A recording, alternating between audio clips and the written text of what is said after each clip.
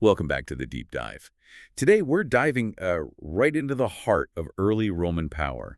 We're focusing on the 3rd century BC. Yeah, a really crucial time. It absolutely is. Yeah. This is when Rome really finished, transforming itself. It went from being this regional Italian player, A bit rough around the edges, maybe. exactly, to this organized, institutional powerhouse, ready to take on the whole Mediterranean. It's just a pivotal moment in classical history, really, because the world was kind of dividing, institutionally speaking. How so? Well, in the East, you still had what Polybius called the multipolar world, that mix of the Diadochi, the successor kingdoms. Alexander's generals and their heirs, Yeah. Ptolemy's Seleucids. Right, that whole Hellenistic scene. But here in the West, especially after Rome finally beat Pyrrhus, that was 275 BC. A tough fight. A very tough fight. But after that, it was quickly becoming a two-horse race. Just the Roman Republic and the other big power, Carthage. That ancient Phoenician city-state, powerful traders. Exactly. So our mission today, it's a real deep dive. Like you said, we want to get into the blueprint, the actual structure behind Roman success. Right. We're not focusing so much on the battles this time, more on the engine behind the army. Precisely. The political machinery, the financial setup, the military organization, all the institutions Rome had been refining for centuries. Because this structure, this is what let them absorb just devastating losses, right? Yeah. And integrate conquered people. Yeah, and crucially sustain these incredibly long wars like the ones with Carthage, decades long. That would have just broken any other state back Yet then. we're looking at institutional evolution, Yeah. how they built that resilience. We need to understand the nuts and bolts. How did this one state in central Italy manage to actually control the whole peninsula?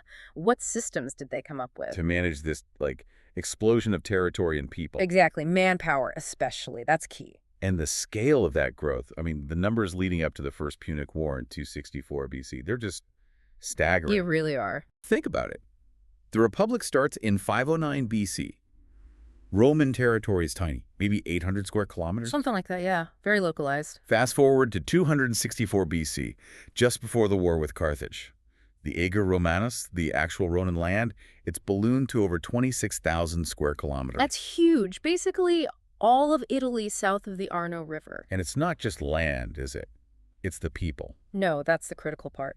The census they took around 265 BC counted, 292,234 Roman citizens. Which sounds like a lot, but that's just the citizens. That's only part of it. When you factor in the whole population in Roman and Allied territory, we're talking about maybe 50,000 square miles, you're looking at roughly 3 million people. 3 million souls.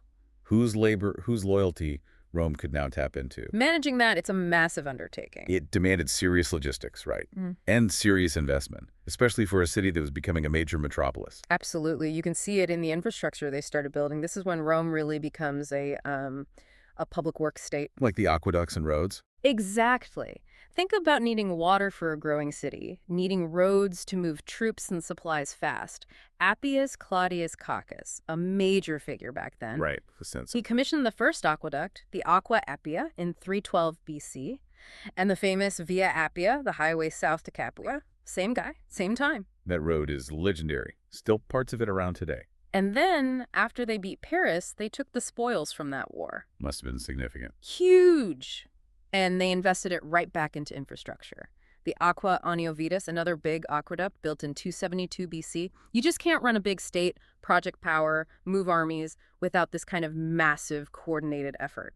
But the real genius wasn't just the concrete and stone. It was how they managed the people, wasn't it? This huge population base. Yeah, the political calculation. They didn't just conquer, they integrated. Or at least they had a system for it. A tiered system, you could say. That's a good way to put it. That integration model is, I think, key to why the system lasted. You had your full citizens, the Romani or Quirites, full voting rights, legal rights. The insiders. Right. But then you had this huge group, often newly conquered people, who got civitas sin suffragio. Citizenship without the vote. Exactly. So they were Roman under the law, they paid Roman taxes, they served in the army, but they couldn't vote in Rome's elections. It was a way to assimilate people, bring them into the system, but still control the political power. And gradually grant more rights later. Sometimes, yeah, look at the Samnites. They fought Rome tooth and nail for decades.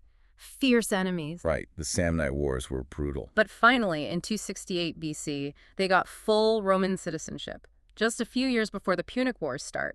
Suddenly, these former enemies are a massive pool of manpower for Rome's legions. Turning enemies into assets. Mm. Smart. Very smart. And underpinning this whole structure, why it all worked, was this direct link they established. Property, taxes, and military service all tied together. Mandatory link. Absolutely mandatory. It was all built into the census system. Every 5 years, you had to register your property with the censors. What was the point? Well, two main reasons. First, only property owners, the assiduo, were eligible for the army levy.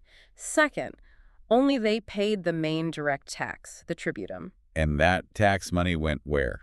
Directly to funding the military. Specifically, it paid the soldiers' daily wage, the stipendum. Ah, okay. So if you own property, you paid the tax that paid the soldiers, and you were one of the soldiers eligible to be called up. Precisely. You weren't just a taxpayer, you were like an investor in the state's military success. Your service was a civic duty, but it was also directly tied to protecting your own farm, your own assets. That creates a different kind of motivation, doesn't it? Completely different. It's psychological, too. You're fighting for your own stuff, your vote, your place in society. The guys with no property, the capita sensing, literally head count. They were mostly left out. Largely, yes. Yeah. Unless things got really desperate, like a major invasion, they weren't typically called up for the legions. This system creates this inherently motivated fighting force. They see war not just as duty, but as defending their personal stake in Rome. They didn't just buy soldiers. They motivated property owners to fight. That's a great way to put it. That's a profound difference from, say, Carthage relying on mercenaries. It's key to Roman resilience. Okay, that makes sense. Now let's pivot a bit. Let's look at the actual government structure. This huge expansion was happening at the same time as the end of those internal struggles, right? The conflict of the orders. Yeah, the timing is important. That long struggle between the old patrician families and the common plebeians was finally winding down in the 4th and early 3rd centuries BC. And it fundamentally shaped the republic that fought Carthage. It absolutely did. It didn't create a democracy in our sense. What emerged was more like a refined oligarchy, a ruling class made up of both the old patrician families and, importantly, wealthy plebeian families who had risen up. We call this combined elite the nobiles. Nobility based on holding office, not just birth. Right. And the first big step in that direction were the Licinius-Sextian laws, way back in 367 BC. Those were the ones that opened up the top jobs. Exactly. Yeah. They broke the patrician monopoly on the highest offices. Most importantly, they guaranteed that one of the two consuls had to be a plebeian. And did that happen quickly? Almost immediately. The very next year, 366 BC, Lucius Sextius became the first plebeian consul. And after that, the doors kept opening. First plebeian dictator in 356, first plebeian censor in 351. So it wasn't just symbolic. Wealthy plebeians really could reach the top now. If they had the money and the ambition, yeah. Yeah. Talent backed by wealth could rise, regardless of your ancient family name. But the establishment, the Senate, they still found ways to manage this, right? To stop any one person getting too powerful. Oh, definitely. They were masters of checks and balances, at least among the elite. Take the Lex Genucia in 342 BC. What did that do? Couple of key things. It banned charging interest on loans, which helped the common folk. But crucially for the elite, it said you couldn't hold the same top office, like consul, again within 10 years, and you couldn't hold two major offices at once. So forcing turnover at the top.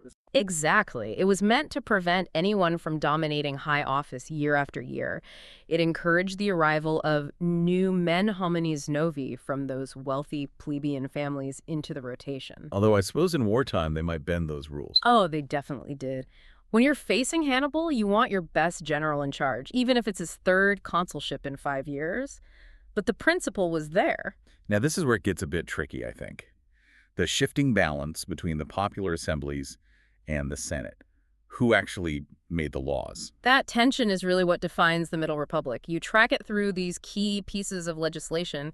Initially, you had the Lex Publia in 339 BC. Okay, what was that one? It basically said that decisions made by the plebeian assembly, the concilium plebes, would be binding law, but only after the Senate gave its approval beforehand. The Actuaritas Patrum. Exactly. So the Senate had a kind of pre-veto. They had to sign off before the plebes could even vote on something binding. So the Senate kept control there. Initially, yes. But then, maybe 50 years later, comes the law that really marks the end of the conflict of the orders, the Lex Hortensia, around 287 BC, give or take. Okay. Lex Hortensia, that sounds important. It was huge. Legally, it's the peak of plebeian power. It wiped out some old debts, which was popular. But the main thing, it declared that laws passed by the plebeian assembly plebiscita were legally binding on everyone, patricians included, without needing prior Senate approval.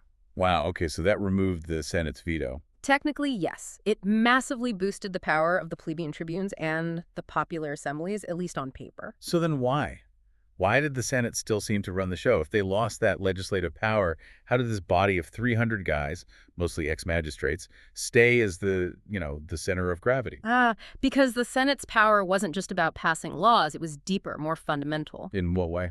Well, first, they controlled the money, the state treasury, the aerarium. The Senate approved the budgets. You couldn't fund a war, build a road, start a colony, anything really, without the Senate signing off on the cost. Okay, control the purse strings. That's big. Huge. Second, they handled foreign policy, receiving ambassadors, sending envoys, negotiating treaties. That was Senate business. Diplomacy, also crucial as they expanded. Absolutely. And third, maybe the most important thing in practice, they assigned tasks and commands, especially for the top guys, the consuls and praetors. What do you mean assigned commands? The assemblies elected the consuls, sure, but the Senate decided where each consul would go, what war they'd fight, what province, the provincia they'd be responsible for. The consuls looked to the Senate for their specific assignments.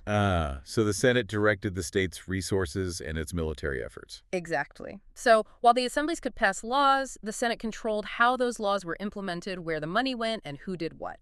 Plus, you just had the sheer weight of experience and prestige octoritas. That intangible influence. Right. You've got 300 guys, most of whom have been consul, praetor, quaestor. They have the collective memory, the long-term strategy of the state. A newly elected consul, even with his imperium, his legal power, defied the Senate's collective will at his own political risk. It sounds like a system where legal power and practical influence didn't always line up perfectly. That's a very Roman characteristic, isn't it? Okay, so let's look at the guys who actually climbed this ladder. The career path for the elite, patrician or plebeian, was the cursus honorum. The race of honor. Yeah. It wasn't just about ambition. It was structured. It ensured a certain level of experience before you reached the top. There were age requirements, weren't there? Yes. Minimum ages for each office. You generally had to be 27 to run for quaestor, 33 for praetor, and 36 for consul. It meant by the time you got to be consul, you'd likely commanded troops, managed finances, handled legal cases. You'd built up your reputation, your honors. And you needed to be wealthy enough to fund your campaigns. Absolutely. Office holding wasn't paid and campaigning was expensive. It was an elite game. Let's start at the top then. The consuls. The big prize. The absolute peak. 2 elected every year. They held supreme executive power, the imperium, and also the highest religious authority, the maxima auspicia. They commanded the main armies, presided over the Senate, led the important assemblies. And they had those bodyguards, the lictors. 12 lictors each, carrying the fasces. That bundle of rods with an axe in it, a very visible symbol of their power to command, to punish, even to execute. But a one-year term seems short, especially as Rome started fighting wars further and further away. How did they manage long campaigns? That became a real problem. You can't just recall a general in the middle of a siege in Sicily because his year is up. So they came up with a crucial innovation: prorogation. Prorogation, extending the command. Exactly. The assemblies, usually guided by the Senate, could vote to extend a consul's or a praetor's command beyond his one-year term. He wouldn't be consul anymore, but he'd keep his military command, his imperium, as a proconsul or pro-praetor. So he could finish the campaign or govern a distant province. Right. It was a practical necessity for managing an empire. Makes sense. But doesn't that create its own problems down the line? Giving someone supreme military command for years on end, far from Rome. Oh, absolutely. You've hit on one of the key things that eventually destabilized the Republic. It was necessary for expansion, but it taught Romans how to wield near absolute power for extended periods, often building intense personal loyalty with their armies. Or from the checks and balances back in the city. Precisely. It created these powerful proconsuls who were essentially kings in their provinces. A clear danger that guys like Sulla, Pompey, and Caesar would later exploit. But in the 3rd century BC, it was seen as a necessary tool for empire. Okay, below the consuls, you had the praetors, started as judges. Yeah, the praetorship really shows how adaptable Roman institutions could be. Originally, just one praetor, the praetor Urbanus, he was the chief justice in Rome, handled lawsuits. But he also had imperium, so he could command troops if needed, and could step in for the consuls if they were both away fighting. A sort of vice consul. Kind of, but as Rome acquired overseas territories and dealt with more foreigners, one wasn't enough. So they just added more. They did. In 247 BC, they added a second one, the praetor peregrinus, specifically to handle legal cases involving non-citizens. Okay. That makes sense with growing trade and interaction. Then, after the First Punic War, Rome gets Sicily, then Sardinia and Corsica. They need governors. So in 228 BC, they create 2 more praetors specifically to administer those first provinces. So they went from 1 praetor to 4 pretty quickly. And it kept growing. By the early 2nd century BC, there were 6. It shows Rome wasn't afraid to create new offices when reality demanded it. The praetors became the workhorses of provincial administration and the legal system. Right. Now, who were the most senior officials? Was it the censors? You could definitely argue that. The censors held a unique kind of authority. It wasn't imperium, not executive command, but immense influence and prestige. And you had to have been consul first to even be eligible. Yes. Only ex-consuls could stand for censor. 2 were elected every 5 years, but they only held office for 18 months within that 5-year period. An unusual term. Yeah. What did they actually do in those 18 months? Their powers were huge. The 3 main areas. First, the census itself, counting citizens, assessing property values for tax and military purposes. The foundation of the whole system we talked about earlier. Exactly. Second, they oversaw public contracts, building roads, aqueducts, temples, leasing state land, collecting certain taxes. They were like the state's auditors and contracting agency rolled into one. Huge financial oversight. Okay. And the third one, the really feared one. The Regimen Morum and the Lectia Senatus. Basically, moral oversight and revising the Senate list. They could kick people out of the Senate. They could. They reviewed the role of 300 senators. If a censor believed a senator had acted immorally or lived too extravagantly or mismanaged his finances or even just lacked the required dignity, they could strike his name from the list. Wow. That's incredible power over the ruling class itself. It really was. It was meant to maintain a certain standard of public conduct and integrity among the elite. They were the guardians of tradition and morality, in a way. Their pronouncements, the nota censoria, carried immense weight. Defining who was worthy to govern. In a very real sense, yes. It underpinned the Senate's auctoritas. Okay, we can't forget the tribunes, the protectors of the people. Absolutely essential. The 10 tribunes of the plebes. Their key characteristic was sacrosanctity. Meaning it was a religious crime to harm them. Exactly, a capital offense. This protection let them wield their 2 main powers effectively. First, the veto, intercessio. A tribune could shout, "Veto, I forbid," and block almost any official act, even by a consul. A huge check on power. Massive. And second, provocati ad populum, the right of a citizen to appeal a magistrate's decision, especially one involving capital punishment or heavy fines, to the popular assembly. The tribunes were the citizens' shield against arbitrary state action. So a crucial safety valve. Definitely. Prevented the system from becoming completely top-heavy. And then rounding out the main officials, the more administrative roles. You had the quaestors and the aediles. The quaestors were the financial officers, youngest magistracy, usually the first step on the cursus honorum. Where did they work? Some stayed in Rome, managing the state treasury, the aerarium down in the forum. Others were assigned to consuls or provincial governors, handling the money side of things on campaign or in the provinces, payroll, supplies, logistics, essential work. In the aediles, what was their beat? Urban administration. There were 4 aediles, 2 plebeian, 2 curule, originally patrician, later open. They looked after the city itself, maintaining temples, streets, markets, ensuring the grain supply, managing the public water distribution, and very importantly, organizing the public games. The famous Roman games. Bread and circuses started early. Pretty much, keeping the urban population fed and entertained was a key part of maintaining stability. So from consul down to aedile, each role played a vital part in this expanding, complex state machine. Okay, that gives us a good picture of the magistrates. Now let's turn to the assemblies, where the citizens actually, had their say, or seemed to. Right. The assemblies were where laws were ratified, magistrates elected, and certain legal cases decided. The consent of the populace Romanus was theoretically required, like the Spartan appella or Athenian ecclesia in principle. But you mentioned earlier it wasn't really democratic. Not in practice. The way the citizens were divided up for voting purposes based on wealth, family, where they lived, heavily skewed the results towards the wealthy elite. It was plutocracy with extra steps. Let's break them down. Which was the most important one? The Comitia Centuriata. Arguably, yes, for the big stuff. This was considered the assembly of the Roman people organized for war. Organized by centuries, like in the army. Exactly. Its structure supposedly went back to King Servius Tullius. It elected the top magistrates, consuls, praetors, censors, and crucially, it was the only assembly that could formally declare war. And where did it meet?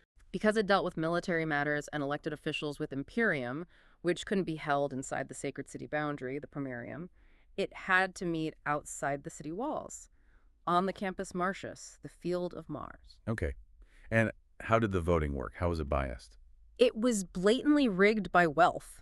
The citizens were divided into 193 voting blocks called centuries based on their assessed property value. Not one man, one vote then. Not at all.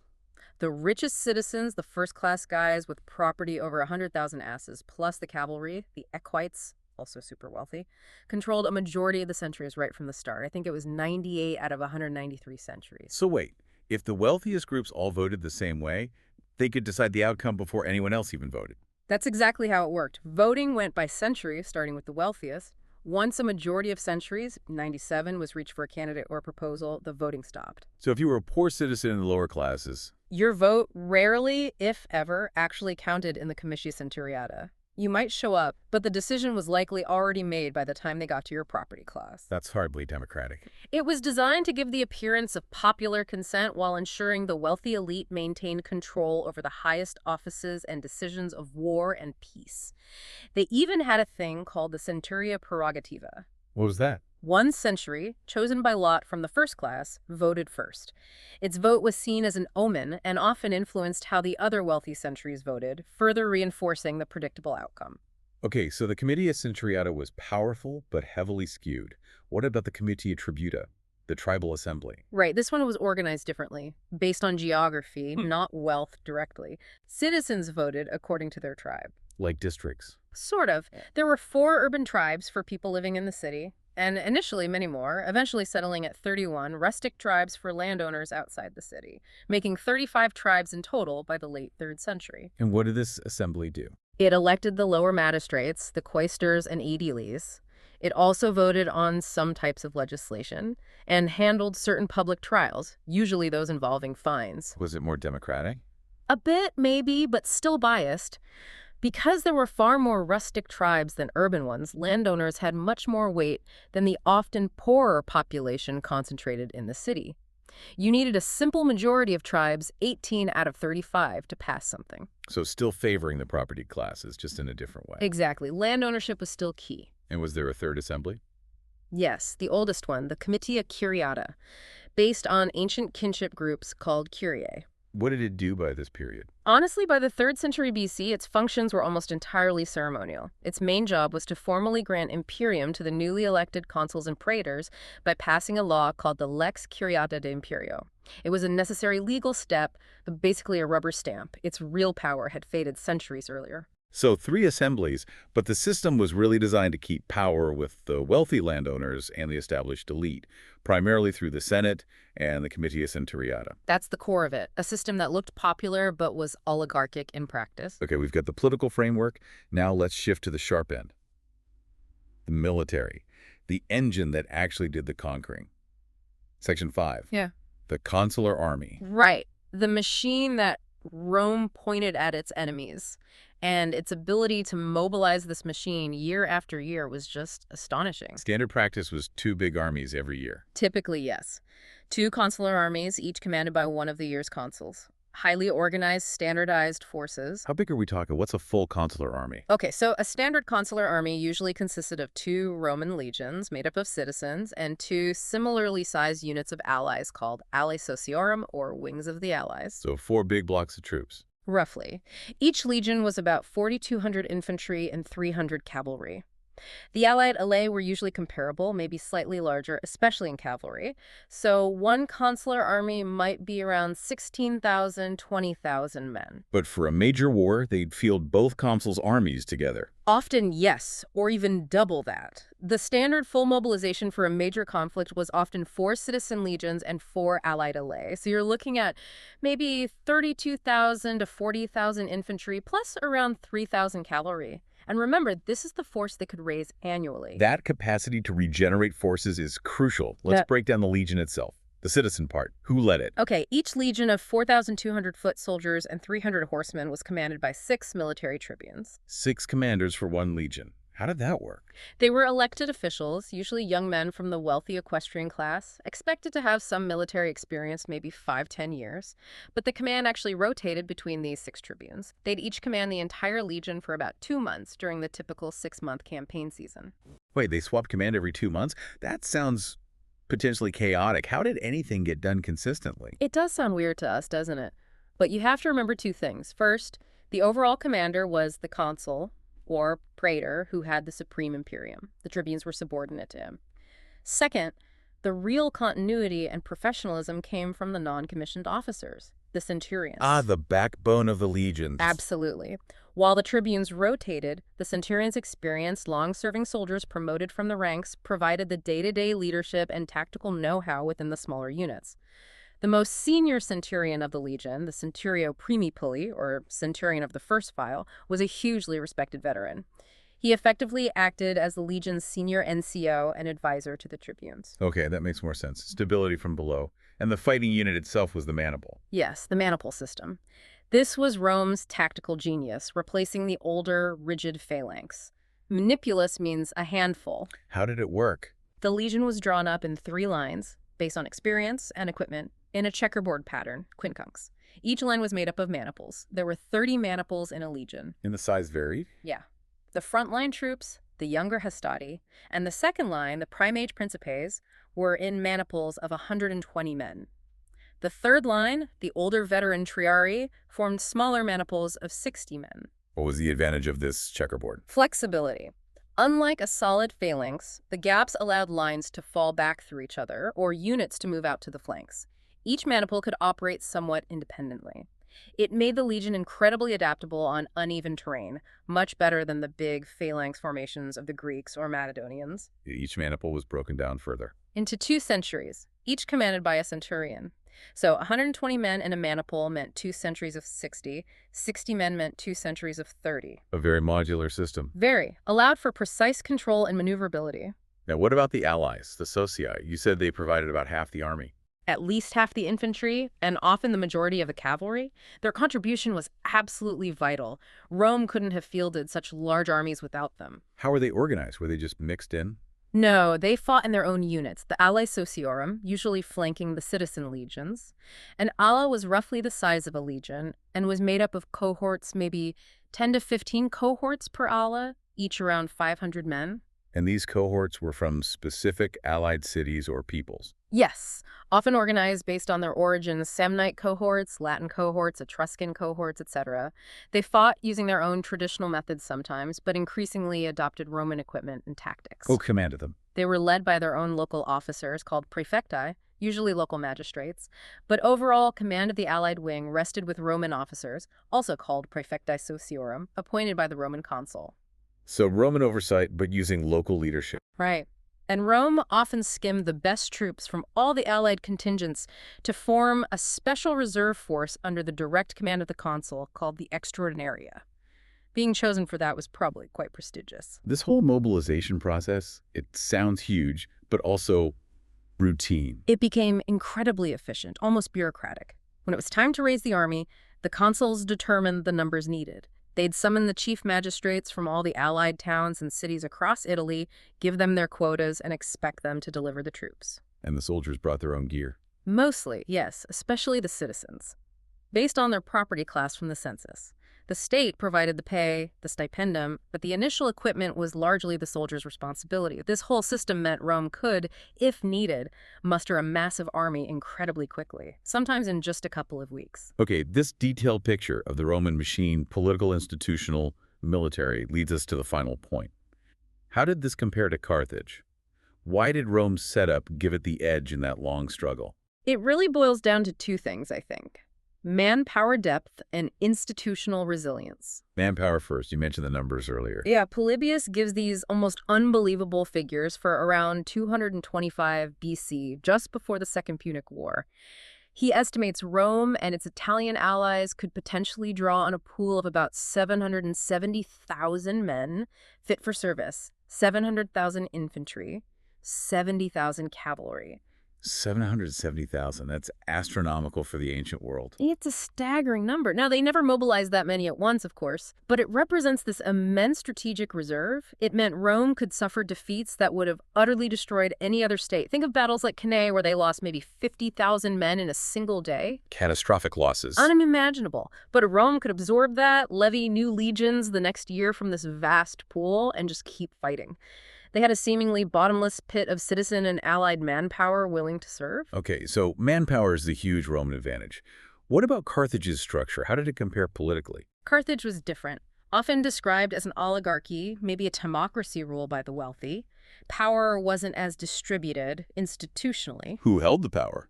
Constitutionally, you had two chief magistrates, elected annually, called suffets. More like judges than consuls, less military power. You had a large aristocratic council, maybe several hundred members, and then an inner council of the ancients, maybe 28 or 30 of the most influential figures. Sounds like layers of elite control. Yes. But the really distinctive and perhaps constraining element was the tribunal of the 104 judges. The tribunal of 104, what did they do? They were appointed for life, drawn from the wealthiest families. Their job was to scrutinize the actions of magistrates and generals. They could put generals on trial after their campaigns, especially if they failed or were suspected of acting too independently. Accountability, maybe? But sounds like it could stifle risk-taking. Exactly. It created this climate where generals, even successful ones like Hannibal's family, the Barcids, had to constantly watch their backs politically. Fear of prosecution back home could be as big a concern as the enemy in the field. It enforced oligarchic control, but maybe hampered bold military leadership sometimes. And how did this affect their army composition? Did they rely on citizens like Rome? Almost the opposite. Carthage was a great naval power, and its powerful fleet, the Conquerimes, was often crewed by its own citizens. That reflected their identity as a maritime trading empire. But on land. On land, they rarely used their own citizens in large numbers, except maybe to defend the city itself in a dire emergency, maybe 20,000 at most. Their strategy was to use their immense wealth, derived from trade, to hire mercenaries. Professional soldiers from all over. All over the Mediterranean. Numidian cavalry, the best light horsemen around. Spanish infantry, Celts from Gaul, Greek hoplites, Balearic slingers. They assembled these large, multi-ethnic professional armies. And they also relied heavily on troops levied from their subjects in Libya. So a mercenary army versus a citizen-allied army. What's the core difference in resilience? It's huge. If Carthage lost a major battle, they lost expensive, highly trained professionals. Replacing them took time and vast sums of money. Plus, mercenaries fought for pay. If the money dried up, or if they suffered bad defeats, they might mutiny or desert. We see that happen to Carthage. Right. But if Rome lost a battle? If Rome lost tens of thousands of men, it was a tragedy, yes. But institutionally, they could just go back to the census rolls, call up another levy of property-owning farmers and allied contingents the next spring. These men weren't fighting just for pay. They were fighting, as we said, for their farms, their families, their citizenship. They had a deeper, more fundamental motivation, and the state had a system to replace them. So Rome could sustain losses and keep regenerating armies in a way Carthage just couldn't match over the long haul. That's the bottom line. Rome's system expanding citizenship, even if limited, integrating allies, evolving magistracies like the proconsulship and praetorships to meet new needs, and that direct link between property, service, and voting it created this incredibly resilient engine for conquest. Adaptable institutions plus that massive, motivated manpower base. Precisely. Carthage had wealth, brilliant generals like Hannibal, and naval power. But its political structure was perhaps more rigid. Its reliance on mercenaries made it brittle in long wars of attrition. And its refusal to broadly share citizenship limited its manpower pool compared to Rome. It really is remarkable how that Roman system, forged in centuries of internal conflict, became so effective externally. Yeah, the internal struggles, paradoxically, might have forced them to create institutions that were flexible and, within the elite at least, somewhat meritocratic. That produced competence, and the constant need for resources drove that institutional innovation. Okay, so as we wrap up this deep dive, let's leave you, the listener, with a final thought. We talked about the censors. That unique office. Right. They enforce morality, manage state contracts, and, crucially, control who stayed in the Senate. We know the consuls commanded the armies and the Yes. Senate planned the strategy. But think about this. How much of Rome's success, its stability, its ability to keep fighting, actually came down to the censors? Down to their power to define who was morally and financially worthy enough to lead the state and serve in its highest ranks. That's a fascinating angle. That power to maintain standards to enforce a degree of integrity within the ruling class itself. How much did that prevent the system from collapsing under the pressure of ambition or corruption during those critical wars? That balance of state administration and this sort of centralized moral oversight, it's maybe a forgotten pillar holding up the whole structure, something worth pondering. It certainly suggests that managing the elite was just as important as managing the armies or the finances for Rome's long-term success, keeping the leadership relatively cohesive and focused. Absolutely. Well, that's all the time we have for this deep dive into the foundations of the Roman Republic. Thank you for joining us. We'll see you next time.